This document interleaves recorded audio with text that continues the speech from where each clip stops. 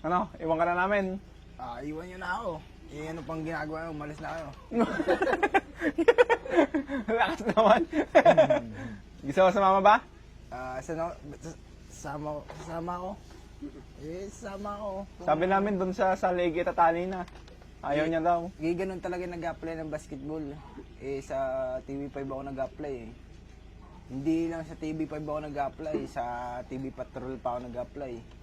Hindi lang yun, lahat pala ng trabaho na-applyan ko na. Hanggang sa zero, hanggang sa hindi ko makayanan itong trabaho to. Ayun yung trabaho na kinukuha ko ulit ngayon. Sa isang linggo nga daw po, makikita na siya eh.